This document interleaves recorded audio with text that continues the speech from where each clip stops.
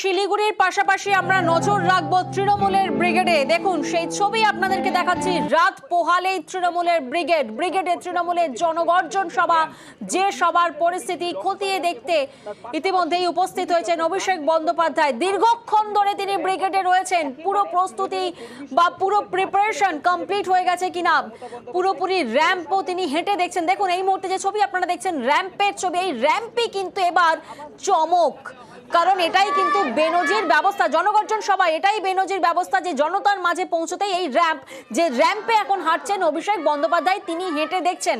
আপনাদেরকে জানিয়ে রাখি যে এই র্যাম্পে কিন্তু মূল মঞ্চের সঙ্গে যোগ করা হয়েছে, যা দর্শক আসনের একেবারে শেষ প্রান্তে পৌঁছানোর জন্য এটি র্যাম্প। এবং এই র্যাম্পের দৈর্ঘ্য, যেখানে হাঁটছেন অভিষেক বন্দ্যোপাধ্যায়, সেই র্যাম্পের দৈর্ঘ্য 340 ফুট।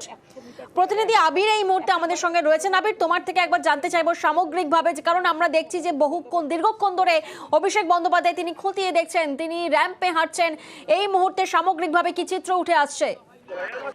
এই মুহূর্তে যারা মঞ্চ নির্মাণ থেকে শুরু করে ব্রিগেড সমাবেশের যারা দায়িত্ব রয়েছেন সেই নেতাদের সাথে তিনি ব্রিগেডের মঞ্চের পিছন দিকে তিনি একটি ছোট বৈঠক করেছেন এবং তিনি এই মুহূর্তে তিনি ফের ব্রিগেড থেকে তিনি রওনা হয়ে যাচ্ছেন। শেষ মুহূর্তে আবির, এখানে তোমার থেকে একবার স্পষ্ট হতে চাইবো, যেমনটা তুমি আমাদেরকে জানালে যে তিনি বৈঠক করেছেন এবং বৈঠক করে তিনি বেরোলেন, তাহলে তিনি কি পুরো প্রিপারেশন বা পুরো প্রস্তুতি দেখে তিনি সন্তুষ্ট? একেবারে কর্মী সমর্থকদের মাঝখানে পৌঁছে যাবেন তৃণমূল সুপ্রিমো মমতা বন্দ্যোপাধ্যায়।